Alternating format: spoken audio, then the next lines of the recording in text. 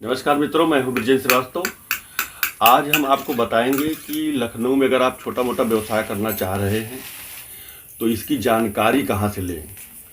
तो इसके लिए अब आपको आना पड़ेगा बीके फॉर हेल्थ, यही हमारा चैनल पे। तो आपको किसी भी तरह का व्यवसाय करना हो, किसी भी तरह की जानकारी लेनी हो और कभी किसी तरह की जानकारी लेनी हो तो आप बीके फॉर हेल्प पर आप सर्च करें और आपको हर तरह की जानकारी मिलेगी।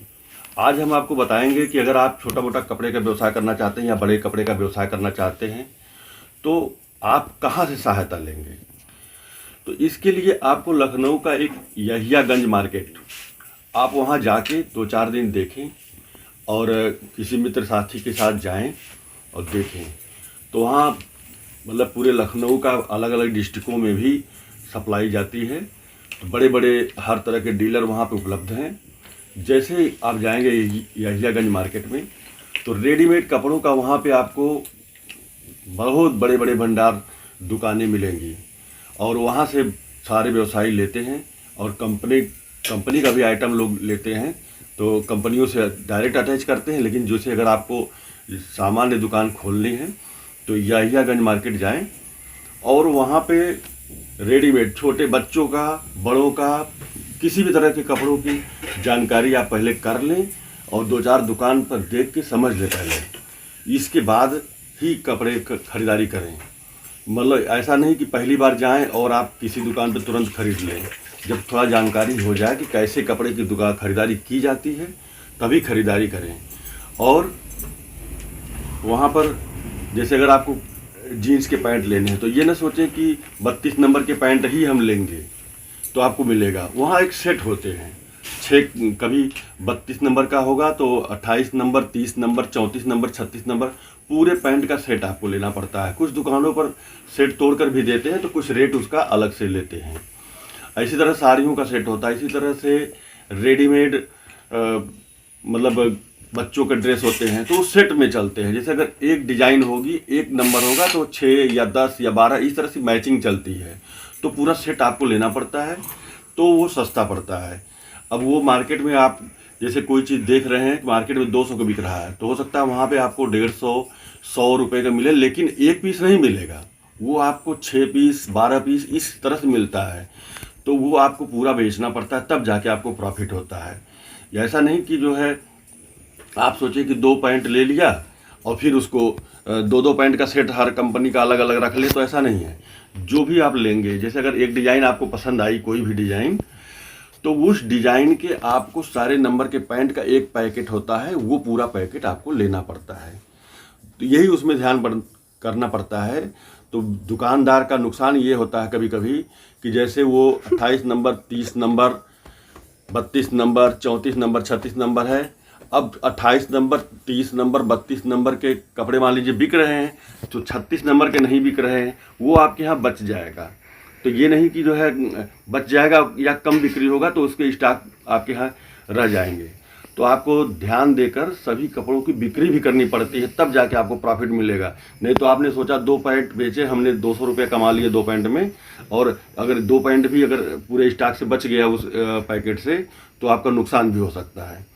इसलिए बेचने के लिए और ख़रीदारी करने के लिए बहुत ही सावधानी बरतनी पड़ती है। तो कपड़े से संबंधित कोई भी व्यवसाय करना चाहे तो आप यहियागंज मार्केट जाके समझें। और यहियागंज मार्केट में गिफ्ट से संबंधित भी सारे सामान वहाँ पर उपलब्ध हैं। तो अंदर थोड़ा सा जाएंगे, मेन रोड से आप अंदर भी चले जाते हैं, मेन रोड पर भी कुछ दुकानें हैं। इसके बाद वहाँ राइट हैंड और लेफ्ट साइड दोनों तरफ अंदर तक काफ़ी दुकानें हैं।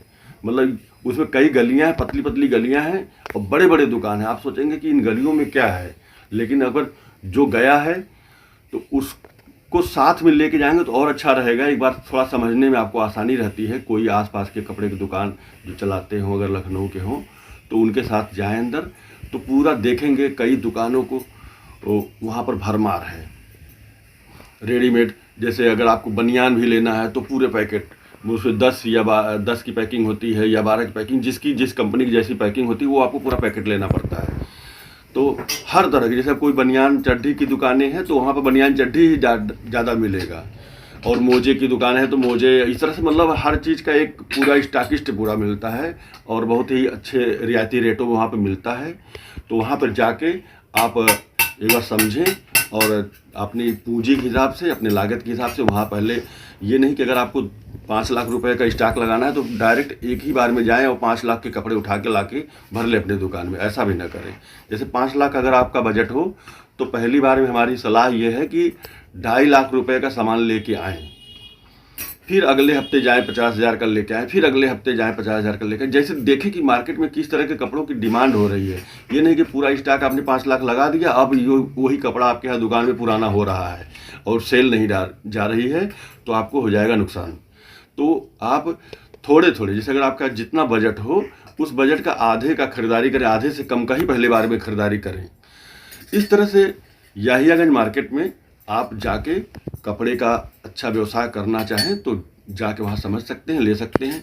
और साड़ियों से संबंधित है तो अमीनाबाद में जाना पड़ेगा आपको। अमीनाबाद मार्केट में वहाँ से पूछ लेंगे, आगे थोड़ा सा है, तो वहाँ पे होलसेल साड़ियों का और पेटीकोट के कपड़ों का, ब्लाउज के कपड़ों का, पेटीकोट कपड़ों का तो आपको याहियागंज में भी काफ़ी मिल जाती है, लेकिन मुख्यतः साड़ी का जो है अमीनाबाद में आगे मिलता है।